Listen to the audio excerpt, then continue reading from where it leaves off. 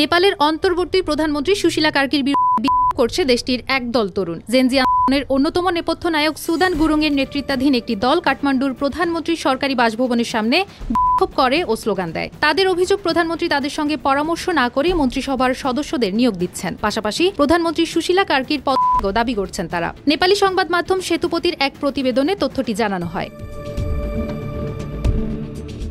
Gen Z আন্দোলনের নেতা Sudan Gurung সতর্ক করে বলেন, আমরা আবার রাস্তায় নামলে কেউ আটকাতে পারবে না, যেখান থেকে বসিয়েছি সেখান থেকেই তুলে ফেলব। এদিকে প্রধানমন্ত্রী কার্কি অ্যাডভোকেট ওম প্রকাশ আরিয়ালকে আইন ও স্বরাষ্ট্র মন্ত্রণালয়ের দায়িত্ব দিয়েছেন। পাশাপাশি সাবেক অর্থ সচিব রামেশ্বর খানালকে অর্থমন্ত্রী এবং বিদ্যুৎ খাত সংস্কারে আলোচিত কুলমান ঘিসিংকে জ্বালানি মন্ত্রী করেছেন।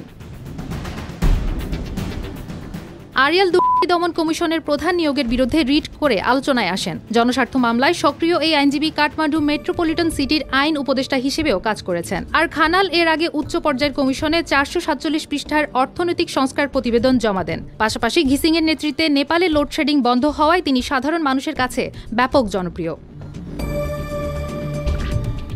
সুশীলা কার্কি মাত্র দুদিন আগে অন্তর্বর্তী প্রধানমন্ত্রী হয়েছেন। তিনি নেপালের ইতিহাসে প্রথম নারী প্রধানমন্ত্রী এবং সাবেক প্রধান বিচারপতি। দুর্নীতির বিরুদ্ধে কড়া অবস্থানের কারণে তিনি একসময় দেশে জনপ্রিয় হয়ে ওঠেন। কার্কি প্রধানমন্ত্রীর শপথ নেওয়ার পরপরই সংসদ ভেঙে দেওয়া হয় এবং আগামী 5 মার্চ নতুন নির্বাচনের তারিখ ঘোষণা করা হয়।